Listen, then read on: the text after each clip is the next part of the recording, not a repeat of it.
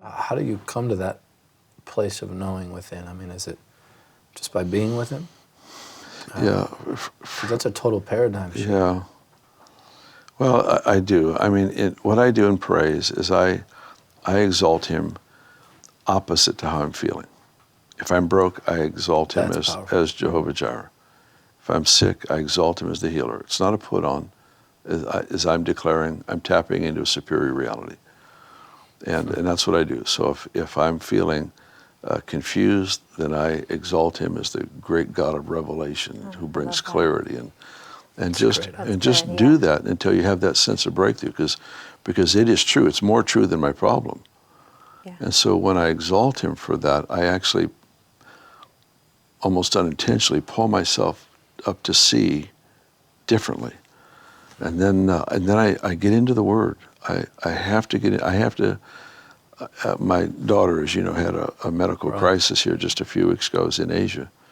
And the first thing I did is I got into the Word. I talking to my wife on the phone, said, "Honey, we've got to have a word from God on this." Yeah, we've got you're to overseas too. Yeah, in a hotel. Exactly. Yeah. Says we've got to have a word from God on this matter.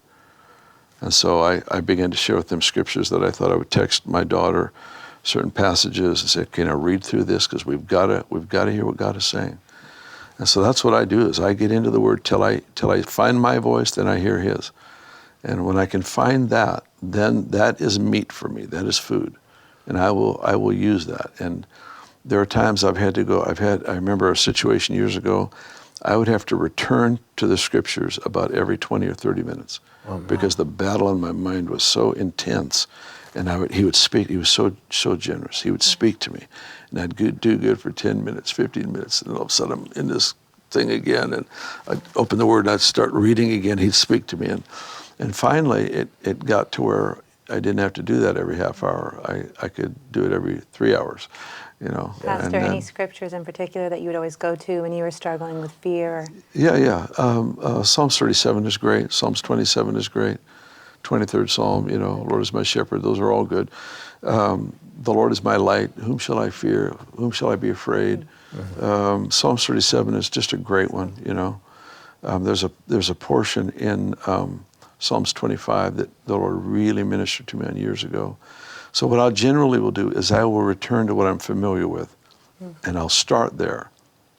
And if He really speaks to me out of that, then I'll stay there. But if not, it ignites my hope for Him speaking, and I just keep reading. And I don't just hunt and peck for a verse that I want, which is legal. Yeah. If I remember a verse, I'll look in my computer and see if I don't know where it's at, I'll try to do a word search or whatever. But generally, I'll just find a place and I'll start reading. I may read 20 Psalms, but I'm going to read till I hear His voice, because that's life. That's amazing. And so that's what we did. So we were, you know, continents apart, but we were both fighting in a sense, fighting with this, fighting in a sense to hear from God. What are you saying? He's not freaked out about the situation. He's not impressed with the problem at all. So denial on my part won't help. You know, ignoring the problems, that's not faith, that's not reality. Faith doesn't deny a problem's existence, it denies it a place of influence. And so that's what I want to operate as. I want to operate in a trust, a confidence in Him. So then I get into the Word till He speaks. See, some people, that's amazing. I'm with you 100%. Because some people would say, well, I mean, you're reading the Word. He's always speaking. That is His speaking. You're reading the actual verses. What would you say to that? I mean, because what you're talking about is something far deeper, more experiential. Well, I love the Scriptures. Sure. And you study the Scriptures, period.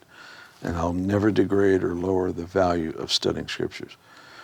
But there's a difference between what He has said and what He is saying. And when He highlights a verse, it's what He's saying. You know, God tells Abraham, sacrifice your son. He draws back the sword. God says, never mind.